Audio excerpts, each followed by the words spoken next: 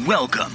This is the Lifetime Cash Flow Through Real Estate Investing podcast. This is where you'll learn strategies to help you achieve lifetime financial freedom through real estate investment. Your host, Rod Khleif, has owned over 2,000 homes and apartments, and he brings experts in all aspects of real estate investment and management onto the show. Now, here's your host, Rod Khleif. Welcome to Lifetime Cash Flow. I'm Rod Khleif, and I'm thrilled you're here. Before we get to our guest, I want to remind you guys that I just finished my book. If you sign up for it, you'll get a free copy. It's 220 pages, and it's all about investing in multifamily real estate. It's literally like a textbook. And I'm going to give it to you for free. So all you have to do is text ROD, R-O-D, to 41411, and we'll put you on the list. Get on the list, because after the first of the year, it's going on Amazon, and then I'm going to be charging for it. And I'm just giving it to you guys for free. So make sure you get a copy. Guys, you are in for a real treat today. The guy we're interviewing today literally is a legend. This gentleman has literally done it all. He calls himself a serial entrepreneur. He regularly speaks to entrepreneurs, and he's a very much in-demand public speaker and author. He's written numerous books. In fact, I have his first book on my shelf in my library. It's Confessions of a Real Estate Entrepreneur. It's a great book. This guy has really been on the cutting edge of all things real estate his whole career. He built the first factory outlet center in an urban U.S. city. He's done Power Development Center in Albany, New York. He's very early in the condominium conversion craze that happened and continues to happen. He's been involved early on in self-storage facilities. He's done adaptive reuses of warehouses, converting warehouses into other uses. Done lots of apartments. He's had hundreds of apartment units, offices, factories, retail buildings, and I could go on and on. He's written numerous books. In fact, I highly recommend you guys check out his recent stuff, which is called The Skinny On, and it's a whole series of books that are on very relevant topics. Like the one that jumped out at me was The Skinny on Success. He's got The Skinny on Real Estate Investing. And what's cool about these books is they're pictorial. So there's a lot of pictures to help explain and simplify complex things that you need to understand. So they're in a very simplistic format, which I think is just awesome. So they're called The Skinny On. And what's amazing, these things have really taken off in China. He's like hit 100,000 copies. He's on the bestseller list there. And he's now really starting to push the United States. So highly recommend that series, The Skinny On. He's lectured at Harvard, NYU. He's a rock star. So without further ado, Jim, we're thrilled you're here. Thank you. Happy to be here. Yeah, very exciting to have you on the show. So, Jim, I guess I'd like to start with maybe just having you go back and tell us, I want to dig into your thoughts on success. You have pushed yourself your whole life. You've had numerous businesses, written scores of books, and been involved in all sorts of different kinds of real estate. I want to ask you about your real estate career a little bit first, and then I want to really dig into what drives you and your thoughts on success. So if you wouldn't mind, maybe expand on my bio as it relates to real estate. Tell us about how you got started there, and maybe expand on some of the things I mentioned. Sure. Well, I am a graduate of law school, and when I got out of law school, I knew that I wanted to do more than just practice law. And so very early out of law school, I was able to buy a very small two-family house in Los Angeles. And I was, I guess, one of the early fix-it-up and flip people, as I, cleaned it up and paint and polish, we used to say in the old days, and was able to sell it for a small profit, and then did it again and again. And that led to, I had read a book by William Nickerson, a famous book at the time anyway, how he made $1 million in his spare time. And a lot of those books I find hokey, but this one was substantive. And the premise was that you add value, that you don't just buy real estate and sit with it. You always try to do something to add value. In the fix and flip days, it was paint and polish, as I said. But as I graduated into larger, more complex deals, small office buildings first, then small retail centers, it was the same principle, add value. Try to find something about the deal that can be corrected for X, and with the premise that you'll add 2 or 3 or 4X to the value of the property. And so that's kind of my career, my then 30-year career in a nutshell, which is I was never buying what sometimes is called in the retail business, main and main. In other words, I was never buying low cap rate deals in the center of a town that were well leased, because I knew I couldn't add value to those. Right. But I was buying small apartment buildings, office buildings, retail, warehouse, industrial, anything where I thought I could add value. That's been the theme of my investing, and that's, of course, you read the book Confessions. That's been well documented in my book. Wow. Yeah, I'll tell you, adding value really in general is something, those of you listening, anytime you want to be a success at anything, you add value.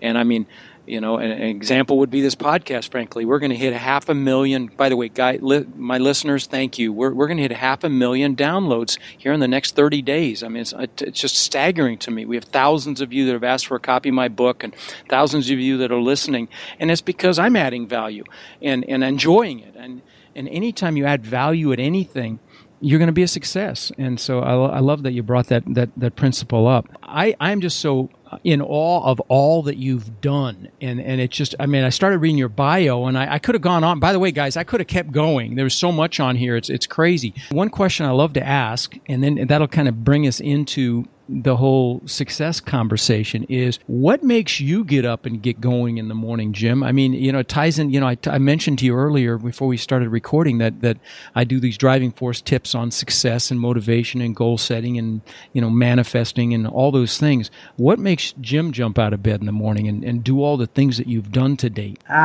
Well, as I mentioned to you, Rod, have always been an entrepreneur. And as an entrepreneur, you know, you're generally passionate about what you're doing, and the line between work and play is a bit blurry.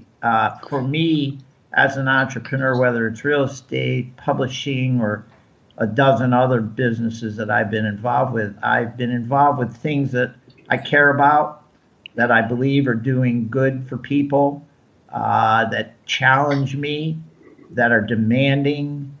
And I don't have to set the alarm clock. I'm up and at it because I enjoy the process. I enjoy the game. And I guess if I hit the wall on something that I'm not enjoying, I will pull out of it. Yeah, you know, and guys, I want to put an exclamation mark on that, because those of you know I take free calls from you, and I love those calls. In fact, they've changed my life, getting calls from you guys. And I've had situations where some of you've called me and said, you know, I really want to get into multifamily real estate investing. We start talking, and I find out that you're really passionate about something else. One that pops to mind is a guy that wanted to start a nursing clinic, and we came to the realization that that's really not, that multifamily wasn't what he wanted to do. So guys, focus on what you love, because then work is play. Just like what Jim said here, you know, he's approached things that he enjoys, that I would guess spark creativity and anytime. And that's what I tell my kids: do what you love. In fact, it's been kind of an eye opener for me, because I'm so much loving, you know, this podcast and talking to you guys. I'm really thinking about shifting gears myself, and so and doing more of that. And so I like what you said, that blurs the lines between work and play, and that anytime you can do that, you're a success. I mean, if you can enjoy what you're doing for work, you're already a success. Well, that's super. You're a serial entrepreneur. I know, I mean, you've done numerous startups, manufacturing, satellite television, publishing books, e-commerce platforms. Wow, that's even more current. And, you know, major, you've done marketing pain management devices. You know, you've done so many different things. Do you have several things going at once, or do you typically focus on one thing at a time? I have several going at once, and there are arguments both ways about that. Right. Some people would say, hey, stick to your knitting, do one thing at a time, get very, very, very good at one thing, and hopefully you be successful. Unfortunately for me, I don't have that gene. You know, my mind's a little more ADD perhaps, and I have several things going at once, but I've learned, in fact, I'm reading a book called The Creativity Myth, and basically what it says is that sometimes in order to be at your most creative, you need to have breaks. You need to have, so if you're thinking of all one topic all the time, 24/7, it can depress your creativity a bit, But if you have breaks and now you're thinking about another topic or a third topic, while you're not consciously aware of it, you may be incubating thoughts about topic A. And so, whereas I used to be a little self-critical about my inability to focus on just one thing, I'm now, and this book has made me think, well, maybe by accident, I actually am doing it okay, which is not, I'm not in a tunnel vision kind of thing. I'm trying to do 3 or 4 things at once. They're very different, but I think at times that may be healthy. And I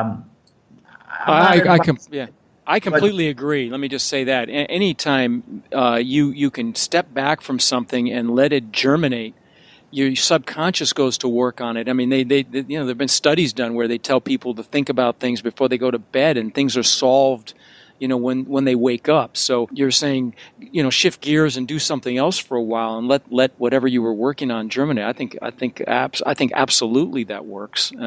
Me personally, I will say, I have a hard time doing too many things at once, and that's just me personally.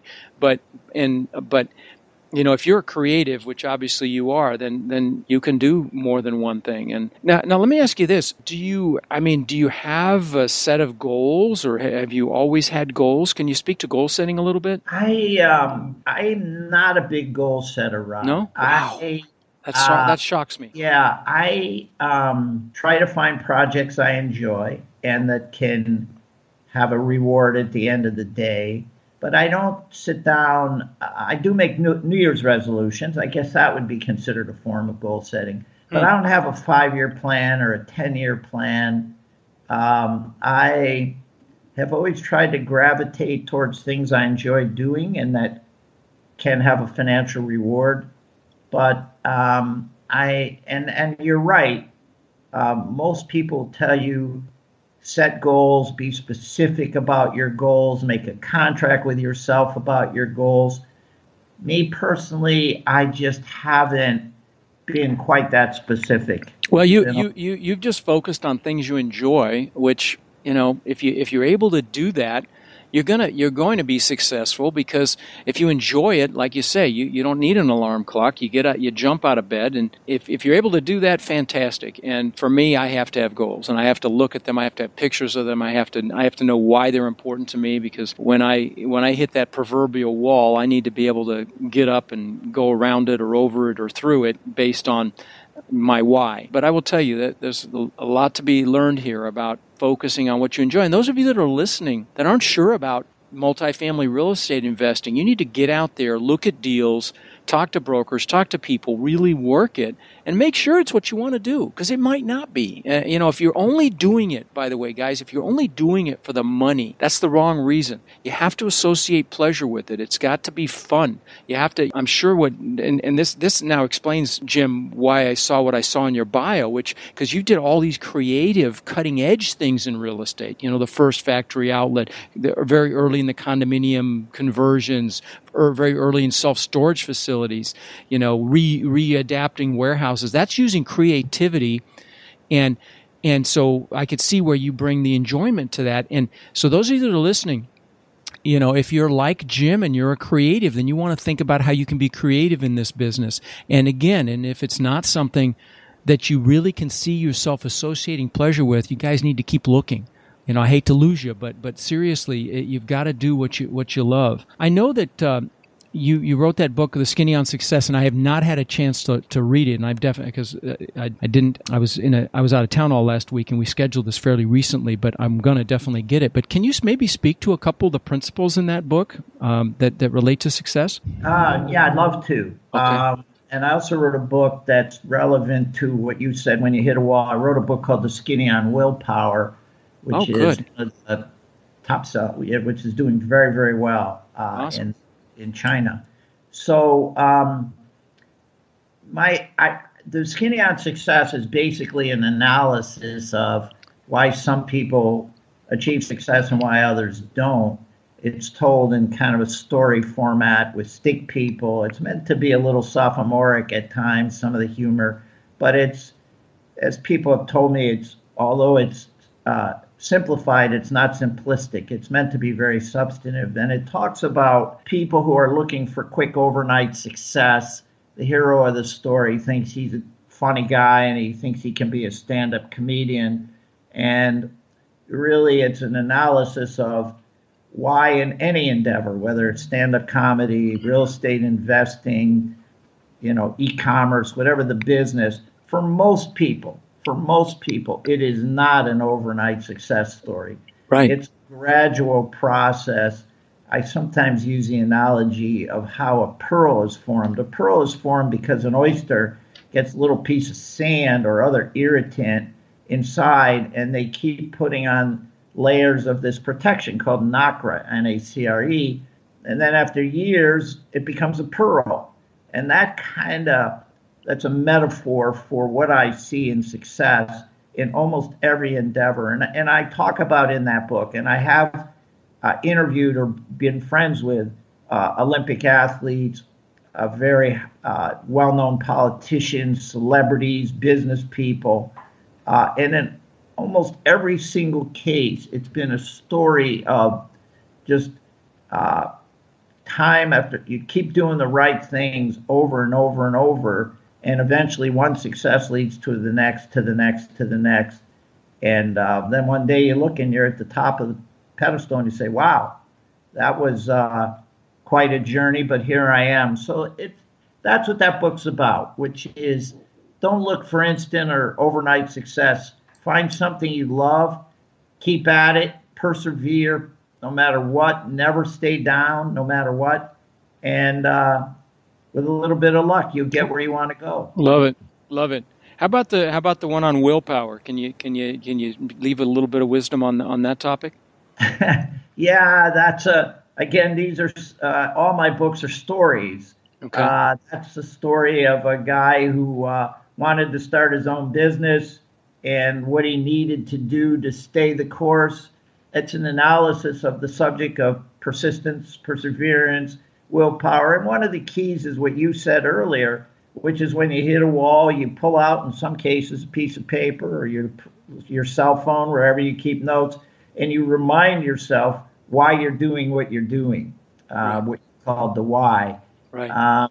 It's a story of a couple who she wants to start her own store and he wants to start his own business, and it talks about why some people persist and get there and why other people fail and fall by the wayside. So what advice would you give? There's a lot of my listeners have not bought a building yet. I mean, they're putting their toe in the water. They want to learn the business and they want to get started. What advice would you give an aspiring commercial real estate investor? Well, under the heading of multifamily, and as you mentioned in introduction, I probably owned a dozen multifamily buildings and couple hundred units. The person who enters the business, in my opinion, should not underestimate the need to and sometimes difficulty in keeping your tenants happy. A building without tenants is worthless, really. And finding good tenants, keeping them happy, dealing with the headaches because there are always going to be some bad apples. Right. Go in. So I guess my advice is go in with your eyes open. You're dealing with people. You're dealing with people's homes. In one of the first buildings I owned, we had a tenant. She'd call us every time she got a bee in her apartment. She'd expect the landlord to send somebody over to swat the bee or whatever. You're going to get some challenging tenants at times, but that's your business. You're in the business of providing people with a home, safety, roof over their head, shelter. And so my advice is go in with your eyes open. Yeah, and I would add to that, and that is, it is critical to keep your tenants happy within reason. What you just described was unreasonable, and within reason, you want them to be happy. You don't want turnover, and it is a people business, and you want to look out for the people that are providing homes for, because it's in your best interest. There are lines that you have to draw. If you had to go back and start over and get back into real estate investing, because I think you're shifting more into different types of real estate now. You're doing doing office and retail and have for a long time. What would you tell a younger you before you bought that first duplex? Besides going in with eyes wide open, is there any training you would suggest? Is there any alignments that someone would make? Any other suggestions? Well, you're not, certainly don't need to reinvent the wheel. There have been people who've been buying multi-units for 100 plus years. I did, and I would recommend to your listener, I read as much as I could before my first deal. I mentioned this book by William Nickerson. I would read your book if I was starting. There's probably, a couple hundred books on multifamily investing. You can go on Amazon and see which ones are highly rated, which ones, have the best reviews.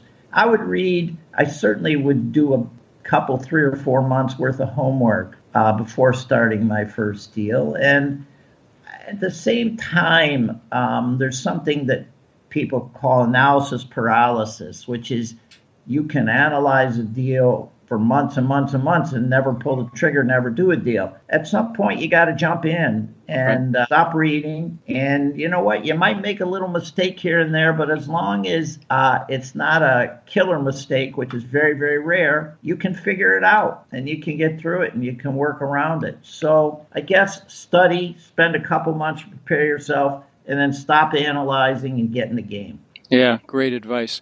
So how do you define success, Jim? I define it as finding a balance in life, meaning there are many things that motivate us as people. Certainly financial reward is part of it. Respect of our community is part of it. Our own self-respect. What have we done good for people in general, our society as a whole, family? For me, success is trying to find the best balance that I can between the things that are important to me. And if I was, I'll make this up, a billionaire, which I'm not even close, but if I was a super, super wealthy person but had not the respect of my community and peers or the love of family members or others, I would not consider myself a success. So I think it's a balance of sometimes competing interests. In other words, sometimes people who have achieved enormous business success have done so at the expense of the respect of their community, their family, and their health. Sometimes, certainly, health is huge, keeping your health. To me, success is finding that balance. No, that's a fantastic definition. In fact, it resonated with me. When I was in such a push to become successful, built my place on the beach, had the exotic cars, all that stuff. I although I was home every night, I wasn't mentally there with my children. And I will tell you guys, those of you listening that have young kids, don't make the same mistake I did. I still carry that guilt today. I have a great relationship with both my kids, but I carry the guilt that I wasn't there mentally for them because I was so focused on success. I thought that's what, society has this, gives men, especially young men, the illusion of what success means, and you go on social media and there's, all these, and I fell into that trap, the really nice cars and all that business. And you do that sometimes at the expense of your family, and that is not success. And I'm really glad you brought that. That's a fantastic definition, and to have balance in your life. And so every week, what I do, guys, is I plan my week every week on Sundays, and I literally I have a weekly plan sheet that I literally look at every area of my life. I look at my wife, I look at my children, my business, the different aspects of my business, my mom, my family, my health, and what am I going to do in every one of those areas so that I've continued to grow, and so something's not lacking, and so that you have that balance. And I'm really glad that you brought that up, Jim. That was a fantastic definition. So what haven't I asked you that you'd love to talk about? You've written all these books, real estate, success. What's something else you enjoy talking about? Well, I like talking about this. To sound a little ironic, but I like talking about the mistakes I've made, not because I'm proud of them or because I like the retelling because they're painful, but because I like to tell listeners of any kind, whether it's in a classroom or in this format, that mistakes, if you're an entrepreneur, you're going to make mistakes. I guess I'll just relate one to you that's in my book, Confessions of a Real Estate Entrepreneur. I think it's in one of my skinny books as well. So I, as you said in the introduction, was involved with probably the first factory outlet center in an urban environment in the United States. In this case, it was Norwalk, Connecticut. And it was a 160,000 square foot industrial building that we readapted to be an outlet center. And it was quite successful. And one of our tenants, this would have been in the mid 80s, telling you 30 years ago, one of our tenants was a little store selling bedspreads and sheets and pillowcases, and two guys, and the name of the store was Norwalk Linens. And they came to me one day and they said, "Hey, Randel, you're a nice guy. We'd like to invite you to join us and help us build our company. We think we can roll this out to a nice regional company and who knows what." And I, was riding the high of my success with this outlet center, which in the real estate world was very visible. And I, said to myself, what do I need this for? The pillowcases, bedspreads. I'm a real estate guy. I'm going to be a big real estate guy. So I politely thanked them and said no. And so that company, the two of them went on to build, is now called Bed Bath & Beyond.